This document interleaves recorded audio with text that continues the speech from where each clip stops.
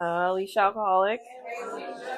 Sobriety date is November 15th, 2023. I chose to sit in the chair so you could see me. I asked if I could sit under the podium, but he wouldn't let me. So I'm really nervous. Heads up. First time I'm doing this. Super, super nervous. So please give me a little bit of grace when I screw up. So what I guess we're supposed to do what we used to be like first. I grew up a military kid, moved bases every year and a half. Learned very quickly how to fit in to whichever crowd I wanted to join into, so that I was not alone. My mother was single parent. My brother was in and out of our home. So I didn't want to be lonely. So I did my best to just fit in with any group of people I could. I didn't have any problem doing that. I remember growing up, though, being really lonely when I was by myself. My mom was gone for long periods of time. She was in her early 30s when I was old enough to take care of myself. So she was either working or with her partner or whatever she was doing. I don't really know. So, at a very young age, I was taking care of myself, doing my own laundry, cooking my own meals, taking trash out, taking care of the house, getting myself up for school, doing my homework. And that's what I knew, was just to survive, to just do what I had to do. I drank very early on. I remember living in Washington State, and we had a 2-story house, and the stairs up was really, really long. And I was at the very top of the stairs, and I had finished drinking something. I don't know what it was, but it was a bottle of something, and I fell down the stairs. And I just remember thinking, and I was probably about 15. I remember thinking, this is what life is. Being alone, and this is what makes me warm inside. And as long as I can be the center of attention outside of the house, because I never wanted to be the center of attention in the house. I wanted to be the center of attention outside of the house, then I was fine. As long as I was the big dog and I was the most popular, I was okay. So, there were times where I would take vodka to school and drink at school. My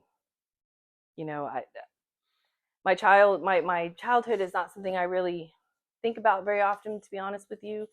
I've made peace with a lot of that. My father disowned me twice growing up, so I didn't have much of a relationship with him. My brother was very physically abusive to me growing up, so I felt like there was nobody to take care of me. I thought the safety was something you gave yourself. Nobody could make you safe, because my brother was supposed to keep me safe, and he didn't keep me safe. My mother was supposed to keep me safe, and it was my fault when I got hit, because I should have kept my mouth shut, so I wasn't safe. And that was something I took into my early 20s with. I craved love. I just wanted to be seen and loved, and I was very, very much a people pleaser. Give, so that you would like me, and I wanted to be irreplaceable to you. If I was irreplaceable, then I meant something. I had value. Got married very young at 21, and my drinking continued. We had parties every weekend. We were known as the party house. And I never drank a drink. I've always drank in excess. It's never just one with me, never has been. At some point, my first ex-husband got tired of it, and we divorced, and I moved to Texas to be with my family, and my best friend that lived out there. And the drinking continued. I was 22, divorced. Felt like I had nothing to offer anybody, couldn't keep a job.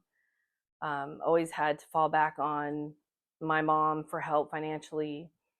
So at that point, my drinking kicked a notch up, and I was drinking at the bars every night of the week in my early 20s, driving, got into drugs for a while, just so that I could keep drinking, because I didn't want to stop drinking.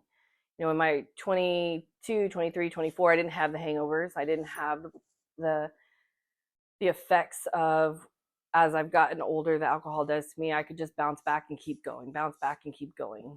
So when I was 23, I moved up here to be with my mother. She knew I was in a lot of trouble. I did not know I was in a lot of trouble, but she knew I was in a lot of trouble. Couldn't even cash my paychecks anymore because I wouldn't have any money. I was so negative in my account. My truck was beat up from hitting things and this and that. And she got me up here, needless to say, when I was 23. I moved up here to Crestview, and the drinking didn't stop. I just kept going, and still going to the bars every night, every weekend,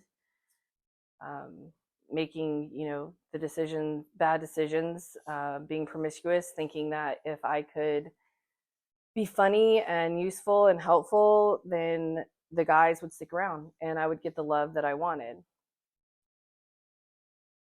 And I really thought that was the way life was just supposed to be for me. I was in quite a few abusive relationships. It was something I was very used to. If you were rude to me and hateful to me and put me down and made me small and hit me, then I was important. You could see me. You could see something at least. And that's really where my perception was. It was really skewed. It was really that I was, the angrier you were with me, the more you loved me. I got a job in juvenile corrections when I was 24 or 20, 23, 24. And I met my now ex-husband, my second husband.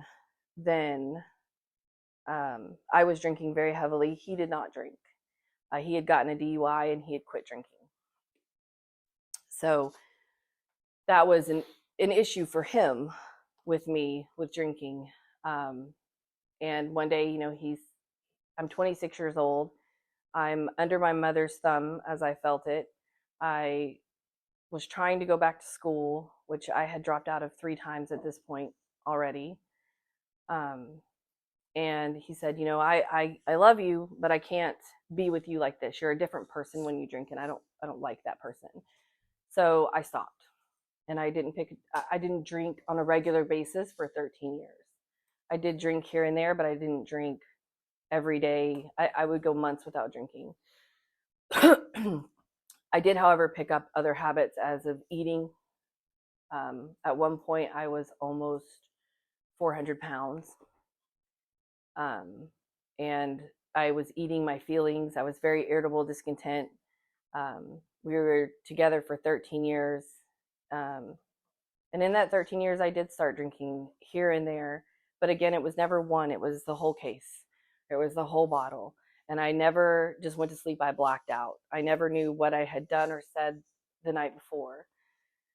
But because I knew he didn't like it, I did my best not to drink. I was always glad when he wanted to grill because he wanted to drink when he grilled. And so that means I got to drink when he grilled. So I was always happy for that. But he was really good at getting me, what spirit I had left got broken in that marriage. I was a very outgoing, happy person, very funny at some points. And towards the end of that marriage, I was a complete shell. I didn't know who I was or what I wanted, or I thought I was just supposed to be miserable for the rest of my life. And now I know that not all of it was on him. But at the time, it just felt like I wasn't enough. He didn't see me at all.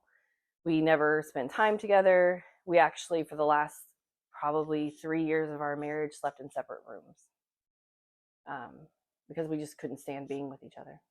But we had a daughter, And I was damned and determined that I was not going to raise my daughter in a broken home like I was raised. So I stayed and I stayed. And towards the last 3 years, my drinking started again, started picking up. And it wasn't until I worked with my sponsor and did the steps that I actually recognized that later on. I really thought it was when I started in my 40s that it started. But the last 3 years of our marriage, it was, well, I'm going to keep a case of beer in the house. And it would last for a month. And then the case lasted 3 weeks. And then it lasted 2 weeks. And then it lasted a week. And then so I'll try wine instead. Well, and then that went quicker. And then I'll have wine and beer in the house, and I'll just mix them both up, and then they'll last longer. Well, then that didn't quite work. And then it was like, well, you know what?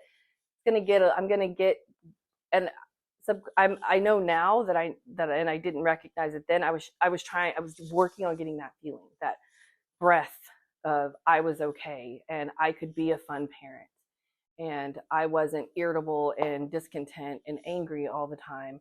And so I was like, well, we'll go to whiskey. And well, that went quick. So we'll do whiskey and beer. And it progressed from there. During that time, I was on pain medication, prescribed for about 5 years. And so I may not have been drinking like I did at the end, but I was on something altering me. And I used to say when I first came into recovery that I was a really good parent before the drinking really got bad, and I was great, and I was present, and I was there, but I wasn't. Now that I've had more recovery and I've been able to really be completely rigorously honest with myself, I was always in a daze, always in a haze. I was always just trying to get away from the reality that I was in. And that's something that hit hard, that I had to go back and work on later on. But at one point, my daughter came to me right around the time I almost turned 4. I was almost 40. My daughter came up to me, and at this point, my ex-husband would come home, go into the bedroom, and never come out, and we would never see him. And she came up to me and she said, Mom, does Daddy love me? And it broke my heart. And I was like, I can't raise her like this. I can't. If me not being with him will make him step up to be a father, that's all I want for her, is her to have a dad. So if that means I need to break this marriage, then that's what I'm going to do. So I asked him to leave. And I was drinking, but I wasn't, it hadn't gotten to the point it got to at the end, that it was still intermittent. And that 2 days after I asked him to leave, a friend of mine died in a car accident. And I remember him constantly asking me, when can I come home? I don't care that your friend died. I don't care that you're upset. I just want to come home. When am I going to come home? And that's when I decided he wasn't coming home, that we were done. And so we started our divorce, which lasted 4 years. And so then I was all of a sudden technically now a single parent. I felt like a single parent before because he wasn't helpful or anything like that. And in between all this, I have my mom living across the street and in our marriage and unhappy with me and unhappy with how I'm raising my daughter. And I don't have a lot of family that I speak to. I speak to my aunts, they're around, but I don't speak to my brother. We don't have a great relationship. So that's not somebody I could go to with all of this. My mom at that point was very judgmental of the decisions I had made, and was, I told you so. I knew this would happen. I don't know why you expect anything different in your life when this is the choices you always make. So I was really down on myself at this point. So my higher power must have stepped in at that point for some reason or another. I'm not quite sure why, but at that point I decided I was not going to drink any longer, and I took myself off the pain pills. So for a year I was completely sober of nothing. I had nothing going on, nothing in my system for a year. And I was miserable. I was not easy to live with. I thought I was okay to live with. But my daughter, now that she's finally starting to come back into my life, is starting to tell me things that even while I was completely sober was not someone I'm proud of being.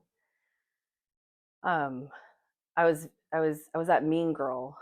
I would find your faults and then I would make sure you knew I knew them, and I would exploit you for them. And I would get what I wanted from you because I knew your weakness and I was going to take it. And you were going to respect me for that. I was not this nice person that people have a tendency to think that I am at this point, back then.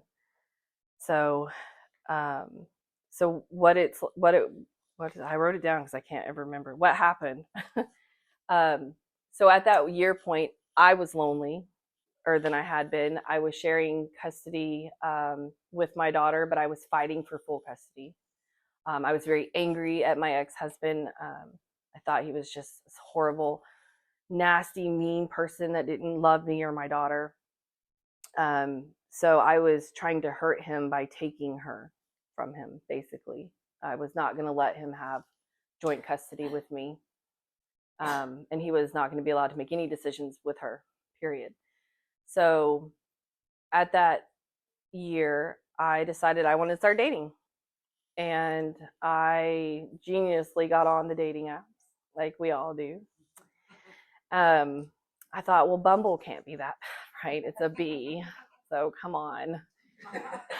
I can't find crazy on Bumble, right? It's a B. But to get on Bumble, I was like, well, I haven't drank in a year. I'm going to take a drink. So I started drinking and on the apps, and met somebody. And I remember going to meet him at his house for the first time.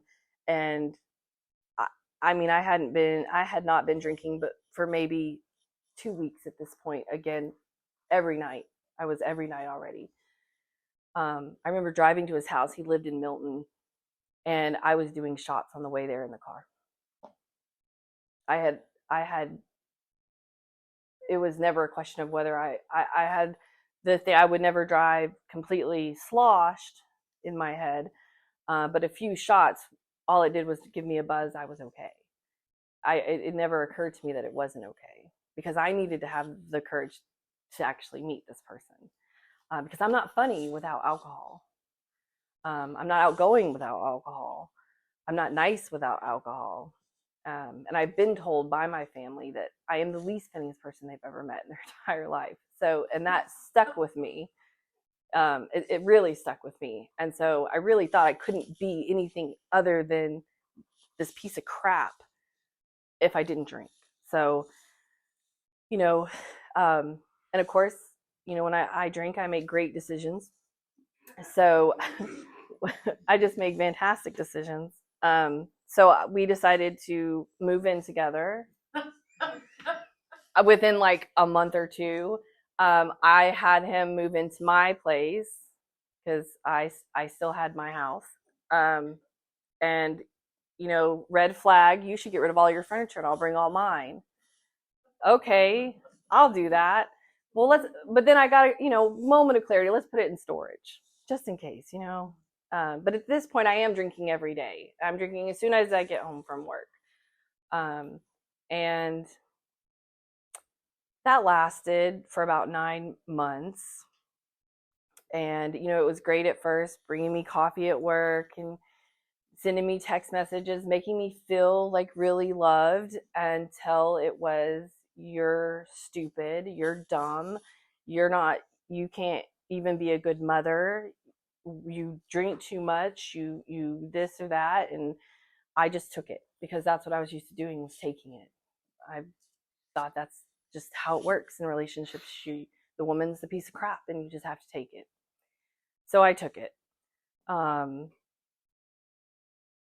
and at this point, I'm not drinking beer or wine. It's liquor all the time. That's all I have in the house. And at that time, we had decent money, so I had the expensive liquor. I made sure the proof was as high as I could get, because I knew if it was high, I could get that feeling quicker. It would take less shots to get the feeling that I could be in my own skin without wanting to go crazy. Because I do have an anger issue that I have to work on. So if I'm not drinking, my anger comes out quick if I'm not spiritually fit. So, anywho, find out he's cheating. Normal. I mean, I met him on Bumble. I guess there's other hives to go searching for. So, whatever. So, caught him cheating. Kicked him out. Come to find out, unbeknownst to me, he was actually he had told me he needed stuff for his nephew who was getting an apartment in Milton, and I had been giving him stuff to give his nephew. Well, come to find out, he actually had planned on moving out that weekend. That apartment was for him. Those things were for him. And he was just going to tell me that he wanted to be together, but we needed to not live together because my daughter was too much for him. He couldn't live with her. And this kid stayed to herself. She's not a hellion. So, and that I was a bad mother and he couldn't watch me do that. So, he moved out. Great. Except for he took everything in the house when he left, as I was not there. So I sat on lawn furniture for 2 weeks. And my daughter had to watch that and see that. And at that point, I no longer cared. I didn't care. I didn't care what I looked like. I didn't care who I was. I just knew I couldn't feel that way. If I was supposed to be a piece of crap, shitty mom who could never make anything of herself, well then by God, let's make that happen. And so the drinking escalated at that point, and I'm drinking all the time. I haven't started drinking at work yet, but I'm close. But again, I've decided to try those apps again, because by gosh, somebody's got to be on those. And I'm like, well, I'll just try Tinder, because you can just meet the best ones on Tinder, right? I'm not looking for a relationship at this point. I just need what I need you to leave. So Tinder works for that. That's what Tinder's for, right? So I go through enough Tinder people, and then I'm like, no, that's okay. I did start an affair with someone for 6 months, knowing that they had a spouse, not caring. And that's something that was very hard for me to deal with when I got sober. But I just didn't care. And, I didn't care about myself. I didn't care. I knew my daughter was eating. I made sure she had food, but it wasn't healthy food. I no longer worried about what her schooling was going, how her school was going. Her clothes were clean, but they were always usually in the dryer, or I still needed to wash them, or we needed to move them to the dryer because I was too hungover. Because at this point, I'm having the hangovers and the headaches to care. Chicken nuggets are in the freezer. You know how to put them in the microwave. You're 11. You can take care of yourself. Because I took care of myself. I didn't need anybody to wash my clothes or make my dinner or get me to school or do my homework. I took care of myself. So you're 11, you start taking care of yourself. I'll be here passed out on the couch if you need me. And that went on for quite some time. It was like one of those revolving doors in New York City of men, just revolving doors. I know that makes me look bad, but it's the truth. I mean, it's where I thought my value came from. I really did think that meant something, that a guy was attracted enough to me to sleep with me, then I had some kind of value, a little piece of it somewhere, even though my logical, rational mind, had I been in that, would have known that wasn't true. And unfortunately, some of these men were not nice. and they were very abusive in front of my daughter. And so she unfortunately had to watch that. I had to lock her in her room several times to make sure she'd stay safe. So I knew I wasn't winning Mother of the Year that year. So she was progressively getting more angry at me. She already was angry because I had kicked her dad out. Her dad was the moon, right? So I was already the bad guy because I had kicked her father out and I didn't want to be with him. And towards the end of me coming into the rooms, I was drinking when I got up, which was usually 1 o'clock in the morning, drinking till about 3 when I passed out, blacked out, getting up to go to work, which I worked at a hospital in the ER, and I worked 12-hour shifts. And it got to a point where, I would just run out to my car and take a drink at work because I was starting to shake. And at my job, I wrote a lot and my hand was shaking so bad I couldn't write properly, and it was noticeable. So I would go out to my car and get a drink. And then, that lasted about 2 weeks. I didn't do anything slowly when it came to drinking. It was just right on. And then it was the alcohol was coming into my job. And I had it in a water bottle and I thought, it's vodka. They're not going to smell it. What the hell's happening? Obviously, it might have been weird that I had a bottle I would chug out of and a regular drink I would sip out of, but I didn't think that was weird. And I was hiding the bottles in the house because my daughter had asked me to quit drinking and she was very upset about it. So we would play hide the bottle. I couldn't find most of them. My mom found a bunch of bottles when I was in rehab. So I was like, oh, that's where I left that. I was wondering. So I just lost my train of thought. I'm sorry. So I was drinking from the time I got up to the time I passed out, and I would pass out intermittently. I mean, it was at work. I would get a 30-minute lunch break in the 12 hours. It was the only break I got. And I would go sleep in my car and then chug a bunch of alcohol before I walked back in because I was shaking when I woke up. And I used my job as an excuse to drink. I saw a lot of really horrific things in the ER that I would use as an excuse. Not to say that they aren't horrific and that people don't need to go through it and deal with it, but at one point it went that step further where, okay, now you should move on, but I'm not going to. I'm going to hold on to it and use it as a reason to drink. So that's what I did. I tried several times at the very end of my drinking. I took every pill in my house at one point. I just didn't want to live this way anymore. And I wasn't, in my mind, good enough for my daughter. Period. She didn't deserve to have to live with a mother that was me.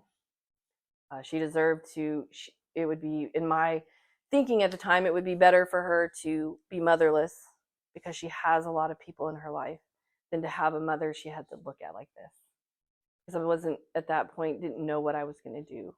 That I didn't realize there was another option. I had Googled AA meetings a couple months prior to this at 10 o'clock in the morning in my backyard drunk. But it never occurred to me to go. It just Googled it. I was like, there might be an issue at 10 o'clock in the morning and I'm almost passed out in my backyard. And I have to pick my kid up from school at 3. So I need to go sleep so I can at least be coherent to get her because, there was no stopping me when I was drinking. I was driving. I was picking my daughter up. I was taking her to school. I was picking other people, my niece up. I was doing all of the things that I'm not supposed to do. I had no morals or values at all at the end. So I figured, let's put everybody out of their misery because who wants a daughter that's a piece of shit? Who wants a mom who's a piece of shit? My ex-husband already thinks I'm a piece of shit, so I haven't let him down too far. So I'm just going to be done. So I took every pill in my house, woke up, and in there somewhere, I blacked out and called my aunt and said I needed help. I don't remember making the phone call, but I did. And that's when I went to rehab for 30 days. Came home, drank at the airport on the way home. In the rehab I went to, they didn't talk about AA. We went to 2 meetings. They were reluctant to even give me a book.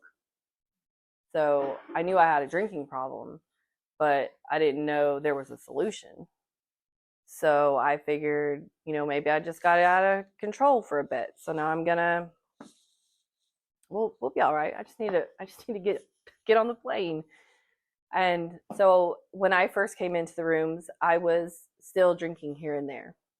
At night, I was never drunk in the meetings. I would always wait till the meeting ended, the noon meeting, and I would go to the liquor store and I would drink. And then I had a 4-day blackout. And I woke up and my daughter wasn't there. And I called my ex-husband and he said, well, you scared her. And she called me and she's not coming home. And I called my aunt again, and who called my sponsor for me because I asked them to. And that was when I really came into the rooms. And that's when I started listening. And that's when I sat down with my sponsor and I talked to her and I was honest with her this time. And we, when I first came back from rehab, I had spoken to her and she'd asked me about a higher power, and I had told her that I believed in a higher power. And I said everything I was supposed to say. And then after the blackout, when I met with her again, she asked me about the higher power again. And this time I said, I just don't think I'm worth his time. And I was actually honest about it this time. And so through doing the steps, I was at this point, I came in completely broken. I didn't give away everything I had, but I wasn't too far from it. I absolutely could have been the person on the street. And I wouldn't have cared. I just wouldn't have cared. So when I came in after the blackout, I wanted nothing but to get better. I needed something. It was either I was going to go ahead and drink myself to death and I would sit in the room and do it until it was done, or there had to be another route. And I had read part of Bill's story in rehab and I identified immediately with it. And it started slowly clicking that, well, maybe there's something to this book, because I completely understand what Bill is saying. So when I met with my sponsor after the blackout for 4 days, and I went through Bill's story and I started circling the similarities, it was eye-opening to me that I have whatever he has. And then reading the doctor's opinion and sitting down with my sponsor and being explained that there's an allergy and a obsession of the mind, I could breathe, because there's something I can put to it now. I can say if I take that drink, I have an allergy which ignites the obsession of my mind, and I have no more control over anything. But I also knew that meant I had to do something to keep that from happening. And just not picking up a drink wasn't in my capabilities when I first walked in the doors. I didn't have that capability. So I did what I was told, suggested, did what I was suggested. And I worked my steps. And I was very open-minded and very willing. I can't tell you where the willingness came from, why it's so strong to this day. It's very strong. My willingness and my openness is something that I don't know if it's apparent to you guys, but it's apparent to me. Like, I have to do this program. It has to be number one in my life, because nothing else will work for me. So I did my steps fairly quickly, and got a home group and started my service work.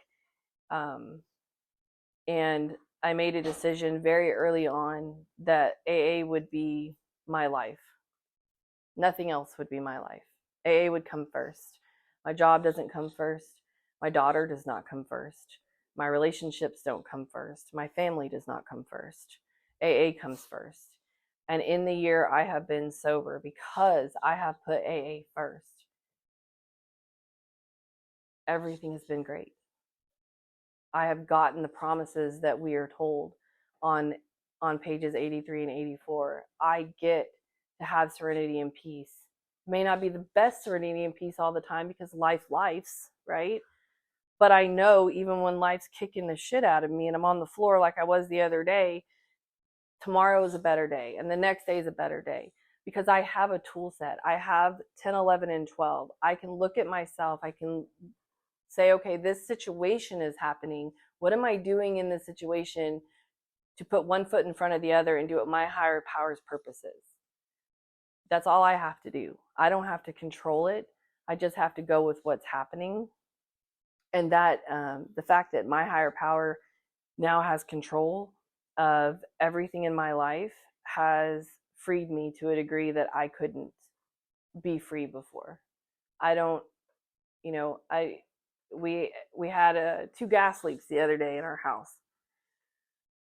Well, I can't control it. I can do the next right thing, which is call the gas company, which is what I did. I can control that one of them can't get fixed and then I had to have the water heater replaced, but I can control how I behave to that. I can control how I treat other people, even though this is happening in my life.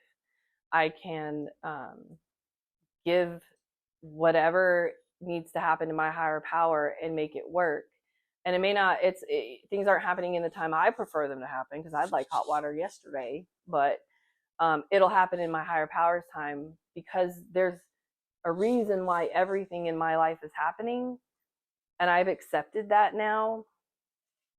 And it's not my place to ask why this is happening. When is it going to happen? It's not my place, because whatever is happening, whatever situation pops up in my life, it's for me to learn something or for me to go through to teach somebody else something. And that's all I can do. This program has given me value, given me self-respect. I no longer think I am a piece of shit that should be thrown around. I know that I did the best I could with what I had at the time, and I was taught that in my 4th step with my sponsor, that the people that I thought hurt me were only doing the best they could with what they had at the time. And I was able to let these things go. And, I love people now for who they are, good, bad, and the ugly, because I'm not going to control you, and I'm not going to have expectations on you, because then I'm trying to control you. But this program has done more for me in the last year than I could ever repay. I will definitely do my best the rest of my life to try and repay it. I work this program every day, all day. These steps are constantly going through my head. Trying to do my higher power's purpose is always in the back of my mind. I do my 11th step at night, and I do it in the morning, and I do my 10th step throughout the day. I try and remember to give grace, all the things. I don't think, because that's never a good idea for me unless I'm at work, ever.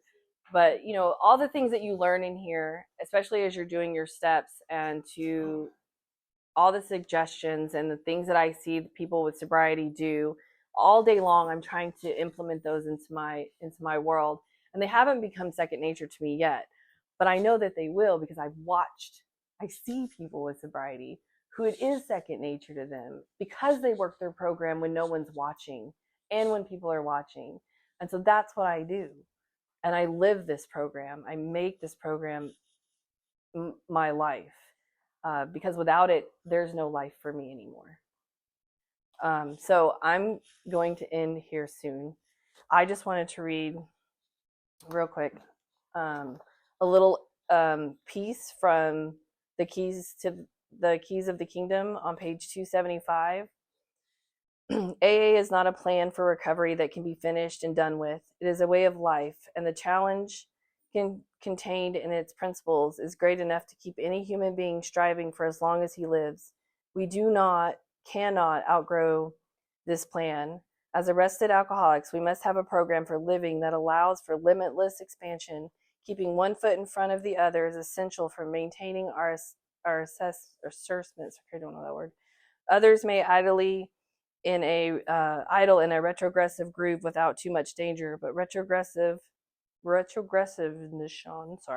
can spell death for us. However, this isn't as rough as it sounds, as we do become grateful for the necessity that makes us toe the line, that we find that we are compensated for a constant effort by the countless dividends we receive. That paragraph is absolutely why I work this program. And that's how I work this program. This is my textbook. This is my way of life. And it's simple, but takes action. And that's what I do. And with that, I'm bow out.